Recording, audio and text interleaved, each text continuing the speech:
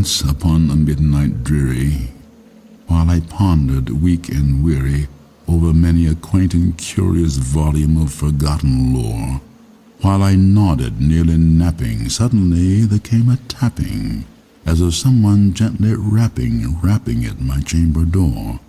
"'Tis some visitor," I muttered, tapping at my chamber door, "only this, and nothing more."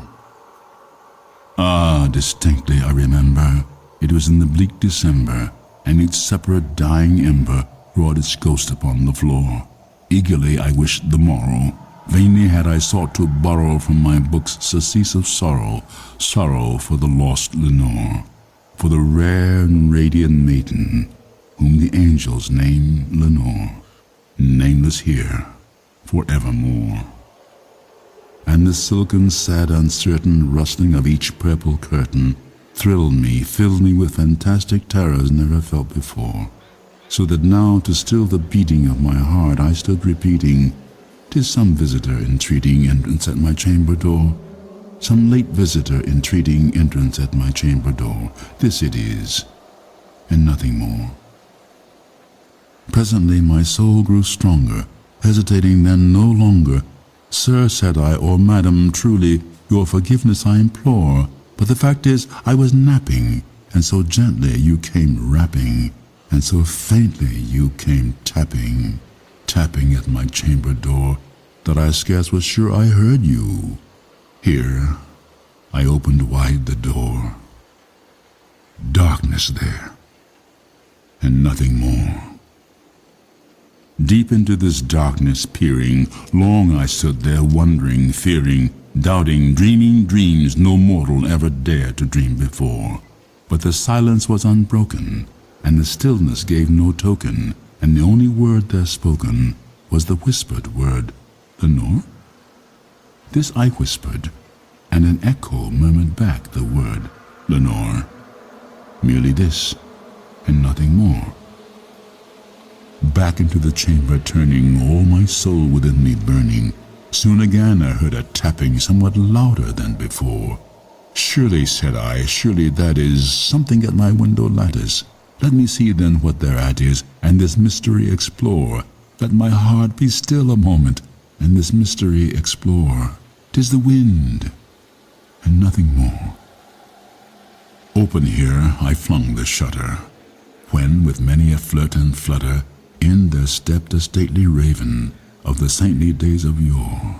Not the least obeisance made he, not a minute stopped or stayed he, but with mien of lord or lady perched above my chamber door, perched upon the bust of Pallas just above my chamber door, perched and sat, and nothing more.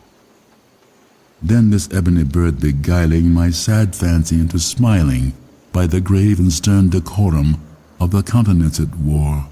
"Though thy crest be shorn and shaven, thou," I said, "art sure no craven, ghastly, grim, and ancient raven wandering from the nightly shore. Tell me what thy lordly name is on the night's Plutonian shore." Quoth the raven, "Nevermore." Much I marveled at this ungainly fowl to hear discourse so plainly, though its answer little meaning, little relevancy bore. For we cannot help agreeing that no living human being ever yet was blessed with seeing bird above his chamber door, bird or beast upon the sculptured bust above his chamber door, with such a name as Nevermore.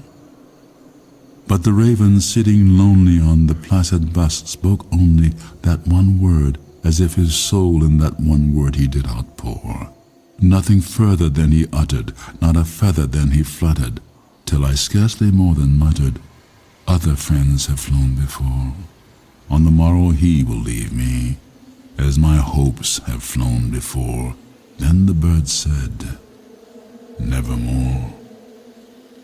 Startled by the stillness broken by reply so aptly spoken, "Doubtless," said I, "what it utters is its only stock and store, caught from some unhappy master, whom unmerciful disaster followed fast and followed faster, till his songs one burden bore, to the dirges of his hope that melancholy burden bore, of never, nevermore."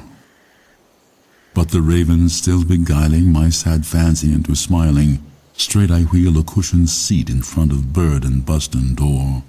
Then upon the velvet sinking, I betook myself to linking fancy unto fancy, thinking what this ominous bird of yore, what this grim, ungainly, ghastly, gaunt and ominous bird of yore meant in croaking nevermore. This I sat engaged in guessing, but no syllable expressing to the fowl whose fiery eyes now burned into my bosom's core. This and more I sat divining, with my head at ease reclining on the cushion's velvet lining, that the lamplight gloated o'er, but whose velvet violet lining with the lamplight gloating o'er she shall press, nevermore. Then methought the air grew denser, perfumed from some unseen censer, sung by seraphim whose footfalls tinkled on the tufted floor. Wretch, I cried, thy God hath lent thee, by these angels he hath sent thee, respite, and nepenthe from thy memories of Lenore. Quaff, oh quaff this kind nepenthe, and forget this lost Lenore. Quoth the raven, nevermore. Prophet, said I, thing of evil, prophet still if bird or devil, whether tempter sent or whether tempest tossed thee here or shore. Desolate yet all undaunted on this desert land enchanted, on this home by horror haunted, tell me truly, I implore, is there balm in Gilead? Tell me, I implore. Quoth the raven, nevermore.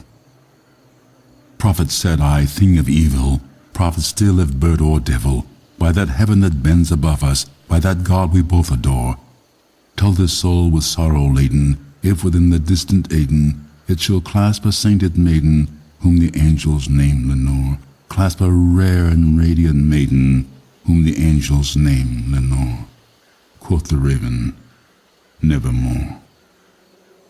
Be that word our sign of parting, bird or fiend, I shrieked upstarting, get thee back into the tempest and the night's Plutonian shore.